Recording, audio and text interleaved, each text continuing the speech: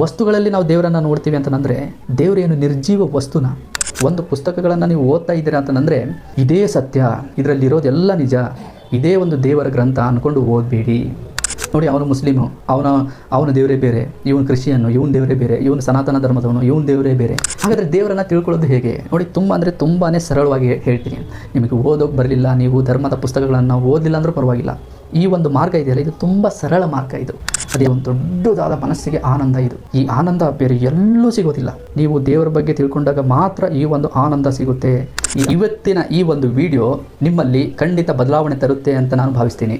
ನೀವೇನಾದರೂ ದೇವರನ್ನು ಅತಿಯಾಗಿ ಪ್ರೀತಿಸ್ತಾ ಇದ್ದರೆ, ಅತಿಯಾಗಿ ನಂಬಿಕೆಯನ್ನು ಇಟ್ಟಿದ್ರೆ ಖಂಡಿತ ನಿಮಗೆ ಒಂದು ಆನಂದ ದೊರಕುತ್ತೆ. ನೋಡಿ, ದೇವರ ಮೇಲೆ ಪ್ರತಿಯೊಬ್ಬರು ಒಂದಲ್ಲ ಒಂದು ರೀತಿಯಾದ ನಂಬಿಕೆಗಳನ್ನು ಇಟ್ಟಿರ್ತಾರೆ. ನಾವು ನೋಡ್ಬೋದು, ವಾಟ್ಸಪ್ ಸ್ಟೇಟಸಲ್ಲಿ ಭಕ್ತಿ ವಿಡಿಯೋಗಳನ್ನು ಹಾಕ್ತಾರೆ, ಕೆಲವರು ಬೇರೆ ಬೇರೆ ರೀತಿಯಾದ ಸಂದೇಶಗಳನ್ನು ಹಾಕ್ತಾ ಇರ್ತಾರೆ. ಯಾಕೆ ಅಂದರೆ ಎಲ್ರಿಗೂ ದೇವರು ಬೇಕಲ್ವಾ? ಆದರೆ ನೋಡಿ, ಇಲ್ಲಿ ಸೂಕ್ಷ್ಮವಾಗಿ ನಾವು ಒಂದು ತಿಳ್ಕೊಬೇಕಾಗಿರೋ ವಿಷಯ ಏನು ಅಂತಂದರೆ, ದೇವರನ್ನು ನಾವು ಬರೀ ನಂಬಿದರೆ ಸಾಲದು, ದೇವರ ಬಗ್ಗೆ ತಿಳ್ಕೊಬೇಕು. ನೋಡಿ, ಸಾಕಷ್ಟು ಜನ ನಾನು ನೋಡ್ದಂಗೆ ದೇವರನ್ನು ತಿಳ್ಕೊಳ್ಳೋಕ್ಕೆ ಪ್ರಯತ್ನ ಪಡೋದಿಲ್ಲ. ನೋಡಿ, ನೀವು ಎಲ್ಲಿವರೆಗೂ ದೇವರ ಬಗ್ಗೆ ತಿಳ್ಕೊಳ್ಳೋದಿಲ್ವೋ ಅಲ್ಲಿವರೆಗೂ ನಿಮ್ಮಲ್ಲಿ ಅಥವಾ ನಿಮ್ಮ ಜೀವನದಲ್ಲಿ ಯಾವುದೇ ರೀತಿಯಾದ ಬದಲಾವಣೆ ಆಗೋಕ್ಕೆ ಸಾಧ್ಯನೇ ಇಲ್ಲ. ನೋಡಿ, ನೀವೇನಾದ್ರು ದೇವರನ್ನು ತಿಳ್ಕೊಂಡು ಅದ್ರ ಮೇಲೆ ಭರವಸೆ ಇಟ್ಟಿದ್ರೆ ನಿಮಗೆ ಪ್ರತಿದಿನ ಒಂದು ಆನಂದ ಅನ್ನೋದು ಸಿಗ್ತಾ ಇರುತ್ತೆ ಮನಸ್ಸಿಗೆ. ನೋಡಿ, ಆ ದೇವರನ್ನು ಹೇಗೆ ತಿಳ್ಕೊಳ್ಳೋದು, ಅದಕ್ಕಿಂತ ಮುಂಚೆ ಕೆಲವೊಂದು ವಿಷಯಗಳನ್ನು ಹೇಳ್ತೀನಿ. ನೋಡಿ, ದೇವರ ಮೇಲೆ ನಂಬಿಕೆ ಇಡೋದು ಅಂದರೆ ಏನು? ಎಲ್ಲರ ನಂಬಿಕೆಗಳು ಒಂದೇ ರೀತಿಯಲ್ಲಿ ಇರೋದಿಲ್ಲ, ಬೇರೆ ಬೇರೆ ರೀತಿ ಇರುತ್ತೆ. ಇಲ್ಲ, ನನಗೆ ದೇವರು ಒಂದು ಒಳ್ಳೆಯ ಕೆಲಸ ಕೊಟ್ಟ, ಹಾಗಾಗಿನೇ ನಾನು ದೇವರನ್ನು ನಂಬ್ತೀನಿ. ಇನ್ನು ಕೆಲವರು ಅಂದ್ಕೊತಾರೆ, ನಮಗೆ ಸಾಕಷ್ಟು ಹಣ ಆಸ್ತಿ ಕೊಟ್ಟಿದ್ದಾನೆ, ಹಾಗಾಗಿನೇ ದೇವರಿದ್ದಾನೆ. ಇನ್ನು ಕೆಲವರು ನಮ್ಮ ಕಷ್ಟಗಳನ್ನು ಪರಿಹಾರ ಮಾಡುತ್ತೆ ಆ ಒಂದು ಶಕ್ತಿ, ಹಾಗಾಗಿನೇ ನಾವು ದೇವರನ್ನು ನಂಬ್ತೀವಿ. ಹಿಂಗೆ ಹೇಳ್ತಾ ಹೋದರೆ ಇನ್ನೂ ತುಂಬಾ ಇದ್ದಾವೆ. ನೋಡಿ, ಈ ನಂಬಿಕೆಗಳು ಒಳ್ಳೆಯದು ಇರಬೇಕು, ಬೇಡ ಅಂತಲ್ಲ. ಆದರೆ ನೋಡಿ, ಇಷ್ಟಕ್ಕೆ ನೀವು ಯಾವುದಾದ್ರು ಒಂದು ಕೆಲಸಕ್ಕೆ ಅಥವಾ ಒಂದು ಆರೋಗ್ಯಕ್ಕೆ ಅಥವಾ ಹಣ ಆಸ್ತಿಗೆ ದೇವರನ್ನು ಹೋಲಿಸಿದರೆ ಆ ದೇವರ ಅನಂತತೆ ನಿಮಗೆ ಗೊತ್ತಾಗೋದಿಲ್ಲ. ಅಂದರೆ ನೀವು ದೇವರನ್ನು ಒಂದು ಚಿಕ್ಕದಾಗಿ ತಿಳ್ಕೊತಾ ಇದ್ದೀರಾ, ತುಂಬ ಸೀಮಿತವಾಗಿ ತಿಳ್ಕೊತಾ ಇದ್ದೀರಾ. ನೋಡಿ, ನಿಮ್ಮ ಮನಸ್ಸು ಈ ರೀತಿ ನೀವು ದೇವರನ್ನು ಅರ್ಥ ಮಾಡ್ಕೊಳ್ಳೋದ್ರಿಂದ ಏನಾಗುತ್ತೆ ಅಂತಂದರೆ ನಿಮ್ಮ ಮನಸ್ಸು ವಿಶಾಲ ಆಗೋದಿಲ್ಲ. ನಾನು ದೇವರ ಬಗ್ಗೆ ತಿಳ್ಕೊಬೇಕು ಅನ್ನೋ ಒಂದು ಹಂಬಲ ನಿಮ್ಮಲ್ಲೇ ಇರೋದಿಲ್ಲ. ಹಾಗಾಗಿ ಫಸ್ಟು ನೀವು ದೇವರನ್ನು ನಂಬ್ತಾ ಇದ್ದೀರಾ, ದೇವರನ್ನು ತಿಳ್ಕೊತಾ ಇದ್ದೀರಾ ಅಂತಂದರೆ ಮನಸ್ಸನ್ನು ವಿಶಾಲ ಮಾಡಿ. ಮನಸ್ಸನ್ನು ವಿಶಾಲ ಮಾಡೋದು ಅಂತಂದರೆ ಮನಸ್ಸಿಗೆ ನಾವು ಬಾರ್ಡ್ರ್ ಹಾಕೋಬಾರ್ದು. ಇದೇ ದೇವರು, ಇದೇ ನಿಯಮ, ಇದೇ ಸಂಪ್ರದಾಯ, ಇದೇ ಕರೆಕ್ಟು ಅಂತ ಈ ರೀತಿ ಯಾವತ್ತಿಗೂ ಬಾರ್ಡ್ರನ್ನು ಹಾಕೋಬೇಡಿ. ಮನಸ್ಸನ್ನು ವಿಶಾಲಗೊಳಿಸಿ. ನಮ್ಮ ಮನಸ್ಸು ಎಷ್ಟು ವಿಶಾಲವಾಗಿರಬೇಕು ಅಂತಂದರೆ ನಾವು ಸಾಯೋವರೆಗೂ ಕಲಿಕೆಯಲ್ಲೇ ಇರಬೇಕು. ನೋಡಿ, ಆ ಒಂದು ಮಹಾಶಕ್ತಿ ಬಗ್ಗೆ ನಾವು ತಿಳ್ಕೊಳ್ಳೋಕ್ಕೆ ನಮ್ಮ ಈ ಒಂದು ಜೀವನ ಸಾಕಾಗಲ್ಲ, ಅಷ್ಟು ಇದೆ. ಅಂದರೆ ದೇವರ ಒಂದು ಕರುಣೆ, ಪ್ರೀತಿ, ಶಕ್ತಿ, ಜ್ಞಾನ ಅಪಾರ, ಅದಕ್ಕೆ ಕೌಂಟೇ ಇಲ್ಲ. ಹಾಗಾಗಿ ಅಂಥ ಒಂದು ಶಕ್ತಿಯನ್ನು ನಾವು ತಿಳ್ಕೊಳಕ್ಕೆ ಹೋಗ್ತಾ ಇದ್ದೀವಿ ಅಂತಂದರೆ ಅಷ್ಟೇ ನಮ್ಮ ಮನಸ್ಸು ವಿಶಾಲವಾಗಿರಬೇಕು. ಬರೀ ನಂಬಿಕೆಗಳನ್ನು ಇಟ್ಕೋಬೇಡಿ, ಯಾಕಂದರೆ ನಂಬಿಕೆಗಳಿಗೆ ಆಧಾರ ಇರೋದಿಲ್ಲ. ಕೆಲವೊಂದು ನಂಬಿಕೆ, ನಾವು ದೇವರನ್ನು ಈ ರೀತಿ ನಂಬ್ತಾ ಇದ್ದೀವಿ, ನೀವು ದೇವರನ್ನು ನಂಬ್ತಾ ಇದ್ದೀರಿ ಅಂತಂದು ಕೇಳಿದರೆ ಅವರಿಗೆ ಸರಿಯಾದ ಒಂದು ಆನ್ಸರೇ ಇರೋದಿಲ್ಲ. ನಮ್ಮ ಹಿಂದೆಯಿಂದ ಯಾರೋ ಏನೋ ಮಾಡ್ಕೊಂಬಂದಿದ್ದಾರೆ, ನಾವು ಅದನ್ನು ಅಷ್ಟೇ ಪಾಲಿಸ್ತಾ ಇದ್ದೀವಿ ಅಂತ ಹೇಳ್ತಾರೆ. ನೋಡಿ, ಜೀವನದ ಉದ್ದಕ್ಕೂ ಪ್ರತಿಯೊಂದನ್ನು ಏನೇ ಮಾಡಬೇಕಾದ್ರೂ ಯೋಚನೆ ಮಾಡ್ತಾರೆ. ಆದರೆ ಈ ದೇವರು ಅನ್ನೋ ಒಂದು ವಿಷಯದಲ್ಲಿ ಅವರು ಡೋರನ್ನು ಕ್ಲೋಸ್ ಮಾಡ್ಕೊಂಡಿರ್ತಾರೆ. ಅಂದರೆ ಜ್ಞಾನದ ಒಂದು ಬಾಗಿಲನ್ನು ಕ್ಲೋಸ್ ಮಾಡ್ಕೊಂಡಿರ್ತಾರೆ, ಬುದ್ಧಿಶಕ್ತಿಯನ್ನು ಕ್ಲೋಸ್ ಮಾಡ್ಕೊಂಡಿರ್ತಾರೆ. ಇದು ಮನುಷ್ಯನಿಗೆ ಅಜ್ಞಾನಕ್ಕೆ ತಳ್ಳುತ್ತೆ. ಇದು ತುಂಬ ಡೇಂಜರ್. ನೋಡಿ, ಜೀವನದಲ್ಲಿ ಮುಖ್ಯವಾಗಿ ತಿಳ್ಕೊಬೇಕಾಗಿರೋದು ಏನಂತಂದರೆ ದೇವರು ಎಂಬ ಒಂದು ಶಕ್ತಿಯ ಬಗ್ಗೆ. ಇಲ್ಲಾಂದರೆ ನಮ್ಮ ಒಂದು ಇಡೀ ಜೀವನವೇ ವ್ಯರ್ಥ. ನಾವು ಇಲ್ಲಿ ಯಾಕೆ ಬದುಕ್ತಾ ಇದ್ದೀವಿ, ನಾವು ಯಾಕೆ ಹುಡ್ತೀವಿ, ನಾವು ಯಾಕೆ ಮರಣಿಸ್ತೀವಿ, ನಮಗೆ ಏನು ಒಂದು ಗೊತ್ತಾಗೋದಿಲ್ಲ. ದೇವರನ್ನು ತಿಳ್ಕೊಳ್ಳೋದು ಅಂದರೆ ಹೇಗೆ? ನೋಡಿ, ಮೊದಲನೇದಾಗಿ ಧಾರ್ಮಿಕ ಪುಸ್ತಕಗಳನ್ನು ಕೆಲವೊಬ್ಬರು ಓದ್ತಾ ಇರ್ತಾರೆ. ಅವರು ಯಾವ ಒಂದು ಧರ್ಮದಲ್ಲಿದ್ದಾರೋ ಆ ಒಂದು ಪುಸ್ತಕಗಳನ್ನು ಓದ್ತಾ ಇರ್ತಾರೆ. ಎಲ್ಲರೂ ಅಂತದಲ್ಲ, ಕೆಲವೊಬ್ಬರು ಓದ್ತಾರೆ, ಇನ್ನು ಕೆಲವರು ಓದೋದಿಲ್ಲ. ನೋಡಿ, ಕೆಲವರು ಏನು ಮಾಡ್ತಾರೆ ಅಂತಂದರೆ ಯಾರು ಏನು ಓದಿರ್ತಾರಲ್ವ ಅವರ ಒಂದು ಮಾತುಗಳನ್ನು ಕೇಳ್ತಾ ಇರ್ತಾರೆ, ಅಂದರೆ ಪ್ರವಚನಗಳನ್ನು ಕೇಳ್ತಾ ಇರ್ತಾರೆ. ನೋಡಿ, ಈ ರೀತಿ ಕೇಳೋ ಬದಲು ಸ್ವತಃ ನೀವೇ ಓದಿದರೆ ತುಂಬಾ ಒಳ್ಳೆಯದು. ಯಾಕೆಂದರೆ ನೋಡಿ, ಇವಾಗ ಏನು ಬೋಧನೆಯನ್ನು ಮಾಡ್ತಿರ್ತಾರಲ್ವ ಅವರು ಮಾತಾಡ್ತಾ ಇವರದೇ ಆದ ಸ್ವಂತ ಆಲೋಚನೆಗಳನ್ನು ಸೇರಿಸಿ ಹೇಳ್ತಾ ಇರ್ತಾರೆ. ಆಗ ಸತ್ಯ ಸ್ವಲ್ಪ ಬೇರೆ ರೀತಿಯಲ್ಲಿ ನಿಮಗೆ ಕಾಣ್ಬೋದು.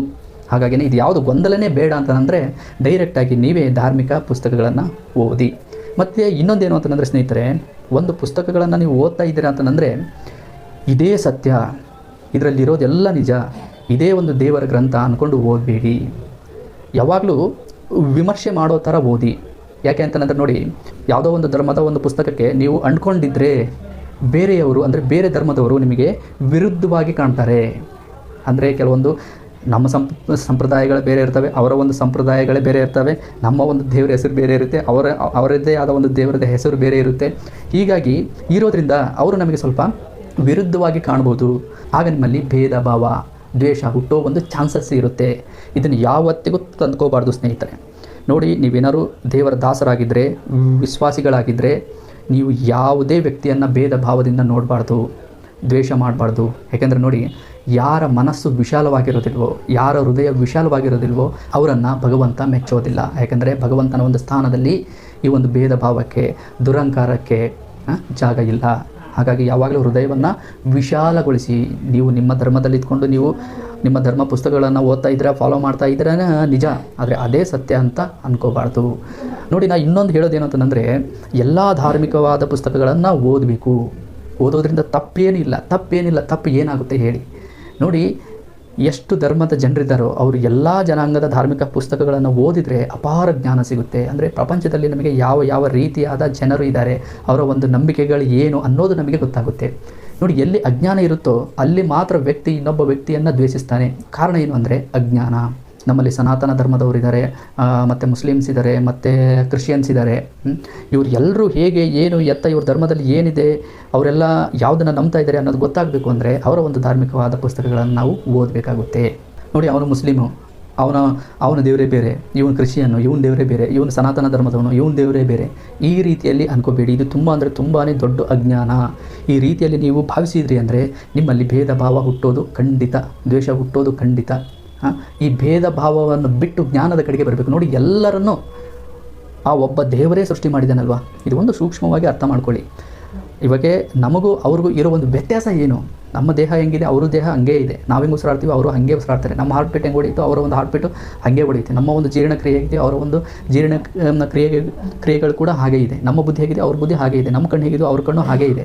ಮತ್ತು ನಾವು ಯಾವ ಒಂದು ಪ್ರಕೃತಿಯಲ್ಲಿ ಬದುಕ್ತಾ ಇದ್ದೀವೋ ಅವರು ಕೂಡ ಅದೇ ಒಂದು ಪ್ರಕೃತಿಯಲ್ಲೇ ಬದುಕ್ತಾ ಇದ್ದಾರೆ. ನಮಗೆ ಯಾವುದು ಸೂರ್ಯದಿಂದ ಬೆಳಕು ಬರ್ತಿದೆಯೋ ಅವ್ರಿಗೂ ಕೂಡ ಅದೇ ಸೂರ್ಯದಿಂದ ಬೆಳಕು ಬರ್ತಾ ಇದೆ. ಎಲ್ಲಿ ಭೇದ ಭಾವ ಎಲ್ಲೂ ಇಲ್ಲ. ಭೇದ ಭಾವ ಕಾಣಿಸೋದು ಎಲ್ಲಿ ಅಂತಂದರೆ ಸಂಪ್ರದಾಯದಲ್ಲಿ, ಹಾಕ್ಕೊಳ್ಳೋ ಬಟ್ಟೆಯಲ್ಲಿ ಮಾತ್ರ. ಕೆಲವೊಬ್ಬರು ವೈಟ್ ಜುಬ್ ಹಾಕ್ತಾರೆ, ಇನ್ನು ಕೆಲವೊಬ್ಬರು ಆರೆಂಜ್ ಹಾಕ್ತಾರೆ. ಈ ಥರ ವೇಷಭೂಷಣದಲ್ಲಿ ಬೇರೆ ಬೇರೆಯಾಗಿ ವ್ಯಕ್ತಿ ಕಾಣ್ತಾನೆ ಹೊರತು ನ್ಯಾಚುರಲ್ಲಾಗಿ ವ್ಯಕ್ತಿ ಎಲ್ಲರೂ ಇಲ್ಲಿ ಯಾರೆಲ್ಲ ಬದುಕ್ತಾ ಇದ್ದಾರಲ್ವ ಅವರೆಲ್ಲರೂ ಸಮಾನರು, ಎಲ್ಲರೂ ಭಗವಂತನ ಸೃಷ್ಟಿ. ಇದನ್ನು ಫಸ್ಟು ಅರ್ಥ ಮಾಡ್ಕೋಬೇಕು. ಕಥೆಗಳನ್ನು ಕೇಳುವುದರ ಮುಖಾಂತರ ದೇವರ ಮೇಲೆ ನಂಬಿಕೆಯನ್ನು ಇಡ್ತಾರೆ. ಕಥೆಗಳನ್ನು ಕೇಳಿ, ಬೇಡ ಅಂತಲ್ಲ, ಆದರೆ ಅವುಗಳನ್ನು ಕುರುಡಾಗಿ ನಂಬೋಕ್ಕೆ ಹೋಗಬೇಡಿ. ನಿಮ್ಗೆ ಯಾರು ಕಥೆಗಳು ಹೇಳ್ತಾರಲ್ವ, ಅವರು ದೇವರು ಹಿಂಗಾದರು, ಇವರು ದೇವ್ರು ಹಿಂಗಾದರು, ಅವ್ರ ದೇವ್ರು ಸಮಾನ, ಇವ್ರು ದೇವ್ರು ಸಮಾನ ಅಂತ ಈ ಥರ ಕಥೆಗಳನ್ನು ಹೇಳ್ತಾರಲ್ವ, ಅವರಲ್ಲಿ ನೀವು ಪ್ರಶ್ನೆಗಳನ್ನು ಕೇಳಿ. ಮೊದಲು ನಿಮಗೆ ನೀವೇ ಪ್ರಶ್ನೆಗಳನ್ನು ಹಾಕ್ಕೊಳ್ಳಿ. ಪ್ರಶ್ನೆ ಕೇಳದ ಹೊರತು ಸತ್ಯ ನಮಗೆ ಗೊತ್ತಾಗೋದಿಲ್ಲ. ಇದು ಒಂದು ತಲೆಯಲ್ಲಿ ಇಟ್ಕೊಳ್ಳಿ. ಯಾವುದೇ ಒಂದು ವಿಚಾರ ಆಗಲಿ, ಯಾಕಂದರೆ ಪ್ರಪಂಚದಲ್ಲಿ ಒಳ್ಳೆಯದು ಇದೆ, ಕೆಟ್ಟದ್ದು ಇದೆ. ನಾವು ಕೆಟ್ಟದ್ದನ್ನು ದೂರ ಮಾಡಬೇಕು, ಒಳ್ಳೆಯದನ್ನು ಎಕ್ಸ್ಪೆಕ್ಟ್ ಮಾಡ್ಕೋಬೇಕು, ಅದನ್ನು ನಾವು ಸ್ವೀಕರಿಸಬೇಕು ಅಂತಂದರೆ ಬುದ್ಧಿಯನ್ನು ಉಪಯೋಗಿಸಲೇಬೇಕು. ಹಾಗಾಗಿ ನಾವು ಪ್ರತಿಯೊಂದಕ್ಕೂ ಪ್ರಶ್ನೆಗಳನ್ನು ಹಾಕ್ಕೋಬೇಕು. ಒಂದಲ್ಲ ಒಂದು ರೀತಿಯಲ್ಲಿ ಎಲ್ಲ ವಿಷಯದಲ್ಲಿ ಒಳ್ಳೆಯದು ಕೆಟ್ಟದ್ದು ಇದ್ದೇ ಇರುತ್ತಲ್ವ. ಅದು ಒಳ್ಳೆಯದ್ರೆ ಒಳ್ಳೆಯದು ಗ್ರಹಿಸ್ತೀವಿ, ಕೆಟ್ಟದ್ದಿದೆ ಅದು ಬೇಡ ಅಂತ ಹೇಳಿ ಹಿಂದೆ ತಳ್ತೀವಿ. ಇದರಲ್ಲಿ ನಾವು ಕಳ್ಕೊಳ್ಳೋದು ಏನೂ ಇಲ್ಲ. ಪ್ರಶ್ನೆ ಮಾಡಲೇಬೇಕು. ಇನ್ನು ಕೆಲವೊಬ್ಬರು ಮನೆ ದೇವರು ಅಂತ ಹೇಳಿ ನಂಬ್ತಾ ಇರ್ತಾರೆ. ಇದು ನಮ್ಮನೆ ದೇವರು, ನಾವು ಇದನ್ನು ಬಿಡೋದಿಲ್ಲ, ನಾವು ಇದನ್ನೇ ಪೂಜೆ ಮಾಡ್ತೀವಿ. ಯಾಕೆಂದರೆ ನಮ್ಮ ಹಿರಿಯರು, ನಮ್ಮ ತಾತ ಮುತ್ತಾತಂದಿರು, ನಮ್ಮ ತಂದೆ ತಾಯಿ ಇದನ್ನೇ ಮಾಡ್ತಾ ಇದ್ದಾರೆ, ನಾವು ಕೂಡ ಇದನ್ನೇ ಮಾಡಬೇಕು ಅಂತ ಹೇಳಿ ಭಾವಿಸಿರ್ತಾರೆ. ಇವರಲ್ಲಿ ಕೂಡ ನೀವು ಪ್ರಶ್ನೆ ಕೇಳಲೇಬೇಕು. ಯಾಕಂದರೆ ದೇವರ ಬಗ್ಗೆ ನಾವು ತಿಳ್ಕೋಬೇಕು ಅಂತಂದರೆ ಆವಾಗಲೇ ನಾನು ನಿಮ್ಗೆ ಹೇಳಿದ್ನಲ್ವ, ವಿಶಾಲ ಮನಸ್ಸಿರಬೇಕು. ಹಾಗಿದ್ದಾಗ ಮಾತ್ರ ದೇವರನ್ನು ತಿಳ್ಕೊಳ್ಳೋಕ್ಕೆ ಸಾಧ್ಯ. ನೋಡಿ, ಹಿಂದಿನ ಕಾಲದಲ್ಲಿ ನಮ್ಮ ಹಿರಿಯರು ಏನೋ ಒಂದು ಮಾಡಿದ್ದಾರೆ ಅಂತಂದರೆ ಆಗಿನ ಕಾಲದಲ್ಲಿ ಅವ್ರು ಹೆಂಗೆ ಬದುಕಬೇಕು, ಏನು ಮಾಡಬೇಕು ಅದನ್ನು ಮಾಡಿದ್ದಾರೆ, ಹೋಗಿದ್ದಾರೆ, ಆಯಿತು, ಅದು ಕತೆ. ಆದರೆ ಈಗ ನಾವು ಅದನ್ನೇ ಫಾಲೋ ಮಾಡಬೇಕು ಅನ್ನೋದು ಏನಿದೆ. ಇನ್ನೊಂದು ನೋಡಿ, ಸೂಕ್ಷ್ಮವಾಗಿ ನಾವು ಗಮನಿಸಬೇಕಾಗಿರೋ ವಿಷಯ ಏನಂತಂದರೆ, ಈ ದೇವರು ಧರ್ಮ ಈ ಒಂದು ಧಾರ್ಮಿಕ ವಿಚಾರದಲ್ಲಿ ಹಿಂದಿನ ಜನರಿಗೆ ಅಷ್ಟೊಂದು ಆಲೋಚನೆ ಮಾಡೋ ಶಕ್ತಿ ಇದ್ದಿಲ್ಲ. ಇದು ನಾವೇನಿದ್ದೀವಲ್ವ, ಇದು ಜ್ಞಾನದ ಯುಗ, ಇದು ಜ್ಞಾನದ ಕಾಲ. ಇದು ಈಗ ನಾವು ತುಂಬ ಸ್ಪೀಡಾಗಿ ಯೋಚನೆ ಮಾಡ್ತೀವಿ, ಯಾವುದನ್ನು ಕುರುಡಾಗಿ ನಂಬೋದಿಲ್ಲ, ಜಾಸ್ತಿ ಮೋಸ ಹೋಗೋದಿಲ್ಲ ಇವಾಗ. ಯಾಕಂದರೆ ನಮ್ಮ ಆಲೋಚನೆ ಶಕ್ತಿ ಅಷ್ಟು ಸ್ಪೀಡ್ ಇದೆ. ನೋಡಿ, ನನಗೆ ಇದುವರೆಗೂ ಒಂದು ಗೊತ್ತಾಗ್ತಾ ಇಲ್ಲ, ಕಾಲಕ್ಕೆ ನಾವು ಬದಲಾಗಬೇಕು. ಪ್ರಪಂಚ ಹೆಂಗೆ ಹೋಗ್ತಾ ಇದೀವೋ ನಾವು ಹಾಗೆ ಹೋಗಬೇಕು. ಹಣ ಸಂಪಾದನೆ ಮಾಡಬೇಕು, ಆಸ್ತಿ ಮಾಡಬೇಕು, ಆ ಥರ ಡ್ರೆಸ್ ಹಾಕಬೇಕು, ಈ ಥರ ಡ್ರೆಸ್ ಹಾಕಬೇಕು, ಆ ಥರ ಟ್ರೆಂಡ್ ನಾವು ಫಾಲೋ ಮಾಡಬೇಕು. ಇದನ್ನೆಲ್ಲ ಯೋಚನೆ ಮಾಡ್ತಾರೆ, ಎಲ್ಲದರಲ್ಲೂ ಬದಲಾವಣೆಯನ್ನು ತರ್ತಾರೆ. ಆದರೆ ದೇವರು ಧರ್ಮ ಅನ್ನೋ ಒಂದು ವಿಷಯದಲ್ಲಿ ಯಾಕೆ ಅವ್ರ ಮನಸ್ಸು ಬಿಚ್ಚೋದಿಲ್ಲ? ನೋಡಿ, ಇದಕ್ಕೆ ಕಾರಣ ಏನಿರ್ಬೋದು ಅಂದರೆ ನನಗನ್ಸಿದಂಗೆ, ನೋಡಿ, ಮಕ್ಕಳು ಕೆಲವೊಂದು ಆಚಾರ ವಿಚಾರಗಳನ್ನು ಫಾಲೋ ಮಾಡ್ತಾ ಇರೋದಿಲ್ಲ ಅಲ್ವಾ. ಕೆಲವೊಬ್ರು ಏನು ಮಾಡ್ತಾರೆ ಅಂದರೆ, ಮನೆಯಲ್ಲಿರೋ ತಂದೆ ತಾಯಿ ಅವ್ರ ಮೇಲೆ ರೇಗಾಡ್ತಾರೆ. ಏನಾದ್ರು ಪ್ರಶ್ನೆ ಕೇಳಿದ್ರು ಕೂಡ ಬೈತಾರೆ. ದೇವರನ್ನೇ ಪ್ರಶ್ನೆ ಮಾಡ್ತೀಯಾ ನೀನು? ನಮ್ಮ ಹಿಂದಿನಿಂದ ಇದನ್ನು ಮಾಡ್ಕೊಂಡು ಬಂದಿದ್ದಾರೆ, ನೀನು ಕೂಡ ಇದನ್ನೇ ಮಾಡಬೇಕು, ಇಲ್ಲಾಂದರೆ ನಿನ್ನ ಜೀವನ ಹಂಗಾಗುತ್ತೆ ಹಿಂಗಾಗುತ್ತೆ ಭಯ ಹುಟ್ಟಿಸ್ತಾರೆ, ಗದರಿಸ್ತಾರೆ. ನೋಡಿ, ಇದು ಭಕ್ತಿಯಲ್ಲ, ಯಾವುದೇ ರೀತಿಯಾದ ಭಕ್ತಿಯಲ್ಲ, ನಂಬಿಕೆಯೂ ಅಲ್ಲ. ಇದು ಏನು ಅಂದರೆ ವ್ಯಕ್ತಿಯ ಒಂದು ಅಹಂಕಾರ ಅಷ್ಟೇ. ಯಾಕೆಂದರೆ ನೋಡಿ, ವ್ಯಕ್ತಿ ಏನಾರು ಒಂದು ಮಾಡ್ತಾ ಇದ್ದಾನೆ ಅಂತಂದರೆ ಮತ್ತೊಬ್ಬರು ಕೂಡ ಅದನ್ನೇ ಮಾಡಬೇಕು ಅಂತ ಬಯಸ್ತಾ ಇರ್ತಾನೆ. ಇದೇನೆಂದರೆ ಅಹಂಕಾರ. ಯಾವಾಗ ತಾನು ಮಾಡಿದ್ದನ್ನು ಮತ್ತೊಬ್ಬರು ಮಾಡ್ತಾರೋ ಆವಾಗ ವ್ಯಕ್ತಿಗೆ ಸ್ಯಾಟಿಸ್ಫ್ಯಾಕ್ಷನ್ ಆಗುತ್ತೆ. ನೋಡಿ, ಅಹಂಕಾರಕ್ಕೆ ಸತ್ಯ ಬೇಕಾಗಿಲ್ಲ, ತಿಳುವಳಿಕೆ ಬೇಕಾಗಿಲ್ಲ. ಅದಕ್ಕೆ ಏನು ಬೇಕು ಅಂದರೆ ನಾನು ಶ್ರೇಷ್ಠ ಅನ್ನೋ ಒಂದು ಪಟ್ಟ ಬೇಕು ಅಷ್ಟೇ ಅದಕ್ಕೆ, ಅಹಂಕಾರಕ್ಕೆ. ಹಾಗಾಗಿ ಅಹಂಕಾರಕ್ಕೆ ನೀವು ಯಾವತ್ತಿಗೂ ದಾಸರಾಗಬೇಡಿ. ಅಹಂಕಾರ ನೀವು ನಿಮ್ಮ ಬಳಿಗೆ ಅದನ್ನು ಬಿಟ್ಕೊಳ್ಳೇಬೇಡಿ. ಯಾಕಂದರೆ ನೋಡಿ, ದೇವರು ಯಾರಲ್ಲಿ ಅಹಂಕಾರ ಇರುತ್ತೋ, ಸಾಸಿವೆ ಕಾಳಿನಷ್ಟು ಅಹಂಕಾರ ಇರುತ್ತೋ ಅವರು ದೇವರ ಹತ್ರ ಹೋಗೋಕ್ಕಾಗೋದಿಲ್ಲ, ದೇವರವರನ್ನು ಮೆಚ್ಚೋದಿಲ್ಲ ಅಂತ ಹೇಳ್ತಾರೆ. ಹಾಗಾಗಿ ಅಹಂಕಾರ ಅನ್ನೋದು ತುಂಬ ಅಂದರೆ ತುಂಬಾ ಡೇಂಜರ್. ನೀವು ಕೂಡ ಹೊಸದನ್ನು ಕಲಿರಿ, ದೇವರ ಬಗ್ಗೆ ವಿಶಾಲವಾಗಿ ತಿಳ್ಕೊಳ್ಳಿ. ನಿಮ್ಮ ಮಕ್ಕಳಿಗೆ ಕೂಡ ಆ ಒಂದು ಅವಕಾಶ ಕೊಡಿ, ಅವರಿಗೆ ಒಂದು ಸ್ವಾತಂತ್ರ್ಯವನ್ನು ಕೊಡಿ. ನೋಡಿ, ಜ್ಞಾನ ಹೆಚ್ಚಾದಂತೆ ವ್ಯಕ್ತಿ ತುಂಬ ಎತ್ತರಕ್ಕೆ ಬೆಳೀತಾನೆ ಹೊರತು ಕೆಳಕಂದ್ರಕ್ಕೂ ಹೋಗೋದಿಲ್ಲ. ಇದಕ್ಕೇನು ಅಂತಂದರೆ ಜ್ಞಾನದ ಕೊರತೆ. ಇವಾಗ ನೋಡಿ, ದೇವರ ಒಂದು ವಿಶಾಲತೆ ನಮಗೆ ಗೊತ್ತಿಲ್ಲ ಅಂತಂದರೆ ದೇವರನ್ನು ನಾವು ಹೇಗೆ ಬೇಕೋ ಹಾಗೆ ಮಾಡೋಕ್ಕೆ ಶುರು ಮಾಡ್ತೀವಿ, ದೇವರನ್ನು ಹೇಗೆ ಬೇಕೋ ಹಾಗೆ ಅರ್ಥ ಮಾಡ್ಕೊಳ್ಳೋಕ್ಕೆ ಪ್ರಯತ್ನ ಪಡ್ತೀವಿ. ಹಾಗಾಗಿ ವಿಶಾಲ ದೃಷ್ಟಿಯಿಂದ ದೇವರನ್ನು ತಿಳ್ಕೋಬೇಕು. ಇನ್ನೊಂದೇನೆಂದ್ರೆ ಸ್ನೇಹಿತರೆ, ಇದು ತುಂಬ ಇಂಪಾರ್ಟೆಂಟ್. ಇಲ್ಲಿ ಯಾವುದೇ ರೀತಿಯಾದ ನಂಬಿಕೆಗಳನ್ನು ನಾವು ವಿರೋಧ ಮಾಡ್ತಾ ಇಲ್ಲ, ಅವ್ರವ್ರ ನಂಬಿಕೆ ಅವ್ರವ್ರಿಗೆ ಇದ್ದೇ ಇರುತ್ತೆ. ನೋಡಿ, ಕೆಲವರು ಮೂರ್ತಿಯಲ್ಲಿ ದೇವರನ್ನು ಕಾಣೋಕ್ಕೆ ಶುರು ಮಾಡ್ತಾರೆ. ಮೂರ್ತಿಯಲ್ಲಿ ನೋಡಿ, ವಸ್ತುಗಳಲ್ಲಿ ನಾವು ದೇವರನ್ನು ನೋಡ್ತೀವಿ ಅಂತಂದರೆ ದೇವರೇನು ನಿರ್ಜೀವ ವಸ್ತುನ. ಇವಾಗ ನಾವು ಜೀವಂತವಾಗಿ ಉಸಿರಾಡ್ತಾ ಇದ್ದೀವಿ, ಯೋಚನೆ ಮಾಡ್ತಾ ಇದ್ದೀವಿ, ನಮಗೊಂದು ಜೀವ ಇದೆ. ನಮ್ಮನ್ನು ಸೃಷ್ಟಿ ಮಾಡಿದ ದೇವರು ನಿರ್ಜೀವ ವಸ್ತುವಿನಲ್ಲಿರ್ತಾನೆ. ಇದು ಒಂದು ಕಾಮನ್ ಸೆನ್ಸ್. ನೀವು ಕೂತ್ಕೊಂಡು ಆರಾಮಾಗಿ ಯೋಚನೆ ಮಾಡಿ ನೋಡಿ. ದೇವರನ್ನು ಯಾವುದೇ ಕಾರಣಕ್ಕೂ ಮನುಷ್ಯ ಕೈಯಿಂದ ಮಾಡೋಕ್ಕೆ ಸಾಧ್ಯನೇ ಇಲ್ಲ. ಯಾಕಂದರೆ ನೋಡಿ, ಇಡೀ ಬ್ರಹ್ಮಾಂಡವನ್ನೇ ಆ ಭಗವಂತ ಸೃಷ್ಟಿ ಮಾಡಿದ್ದಾನೆ. ಈ ಬ್ರಹ್ಮಾಂಡದಲ್ಲಿ ಏನೆಲ್ಲ ಇದೆಯಲ್ವ ಅದೆಲ್ಲವೂ ಭಗವಂತನಿದ್ದೆ. ಎಲ್ಲವೂ ಸೃಷ್ಟಿ ಆಗ್ತವೆ, ಭಗವಂತ ಆಗೋದಿಲ್ಲ. ನೋಡಿ, ಇಲ್ಲಿ ಪ್ರಾಣಿ ಇದ್ದಾವೆ, ಪಕ್ಷಿ ಇದ್ದಾವೆ, ಕ್ರಿಮಿ ಕೀಟಗಳಿದ್ದಾವೆ, ಸಾಕಷ್ಟು ಜೀವಿಗಳಿದ್ದಾವೆ. ಅವುಗಳಲ್ಲಿ ನಾವು ಕೂಡ ನಾವೇನಿದ್ದೀವಲ್ವ, ಮನುಷ್ಯ ಅನ್ನೋ ಒಂದು ಜೀವಿ ಏನಿದೆಯಲ್ವ, ಅದು ಈ ಒಂದು ಪ್ರಪಂಚದಲ್ಲಿ ಎಲ್ಲ ಜೀವಿಗಳಲ್ಲಿ ಒಂದು ಜೀವಿ ಮಾತ್ರ. ನೀವು ಭಗವಂತನ ಸೃಷ್ಟಿಯಲ್ಲಿ ಕೇವಲ ಒಂದು ಸೃಷ್ಟಿ ಮಾತ್ರ. ಭಗವಂತ ಏನೆಲ್ಲ ಸೃಷ್ಟಿ ಮಾಡಿದನಲ್ವ ಅದರಲ್ಲಿ ಒಂದು ಇರುವೆ ಕೂಡ ಮನುಷ್ಯ ಸೃಷ್ಟಿ ಮಾಡೋಕ್ಕೆ ಸಾಧ್ಯನೇ ಇಲ್ಲ.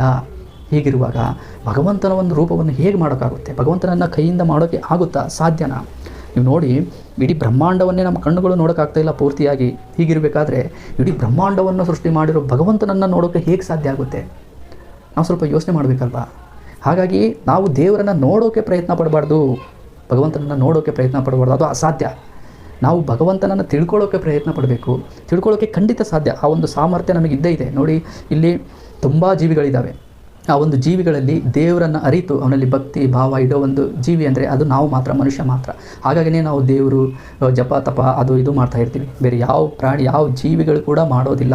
ನಮ್ಮಲ್ಲಿ ಒಂದು ಭಗವಂತ ಗ್ರಹಿಕೆ ಶಕ್ತಿ ಇಟ್ಟಿದ್ದಾನೆ. ಅಂದರೆ ಒಂದು ವಸ್ತುವನ್ನು ನೋಡಿ ಅದರ ಹಿಂದೆ ಏನಿದೆ ಅನ್ನೋದನ್ನು ನಾವು ಗ್ರಹಿಸ್ಬೋದು. ಆ ಒಂದು ಮೇಧಾಶಕ್ತಿ ನಮಗಿದೆ. ಹಾಗಾಗಿಯೇ ನಾವು ದೇವರನ್ನು ತಿಳ್ಕೊಬೋದು. ಬಟ್ ನಾವು ನೋಡೋಕೆ ಹೋಗ್ತೀವಿ ಅಂದರೆ ಅಸಾಧ್ಯ, ದೇವ್ರ ಕಣ್ಣಿಗೆ ಕಾಣೋದಿಲ್ಲ, ಅವನು ನಿರಾಕಾರ. ಹಾಗಾದರೆ ದೇವರನ್ನು ತಿಳ್ಕೊಳ್ಳೋದು ಹೇಗೆ? ನೋಡಿ, ತುಂಬಾ ಸರಳವಾಗಿ ಹೇಳ್ತೀನಿ. ನಿಮಗೆ ಓದೋಕೆ ಬರಲಿಲ್ಲ, ನೀವು ಧರ್ಮದ ಪುಸ್ತಕಗಳನ್ನು ಓದಲಿಲ್ಲ ಅಂದರೂ ಪರವಾಗಿಲ್ಲ. ಈ ಒಂದು ಮಾರ್ಗ ಇದೆಯಲ್ಲ, ಇದು ತುಂಬ ಸರಳ ಮಾರ್ಗ.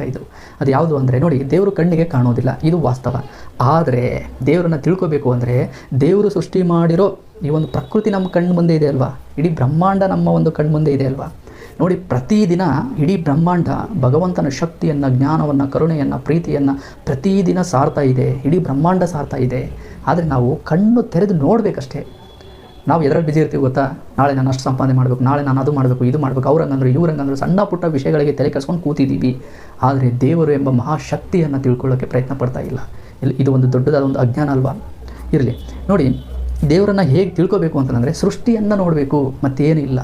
ನೋಡಿ, ಫಸ್ಟು ನಮ್ಮ ಒಂದು ದೇಹವನ್ನು ನೋಡಿಕೊಂಡ್ರೆ, ನಮ್ಮ ಒಂದು ಉಸಿರಾಟದ ಕ್ರಿಯೆ ನೀವು ಯಾವತ್ತಾದರೂ ಯೋಚನೆ ಮಾಡಿದ್ದೀರಾ? ನೀವು ಸ್ವಲ್ಪ ಯೋಚನೆ ಮಾಡಿ ನೋಡಿ, ನಮ್ಮ ಉಸಿರಾಟದ ಕ್ರಿಯೆ ಹೇಗಾಗ್ತಾ ಇದೆ.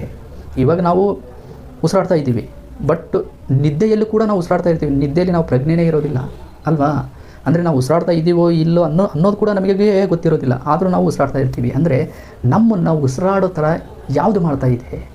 ಇಲ್ಲಿ ಸೂಕ್ಷ್ಮವಾಗಿ ತಿಳ್ಕೋಬೇಕು. ನಮ್ಮನ್ನು ಆ ಒಬ್ಬ ಭಗವಂತ, ಆ ಒಬ್ಬ ದೇವರು, ಆ ಒಂದು ಶಕ್ತಿ ನಮ್ಮನ್ನು ಬದುಕಿಸ್ತಾ ಇದೆ. ಇದನ್ನು ನಾವು ಮಾಡ್ತಾ ಇಲ್ಲ.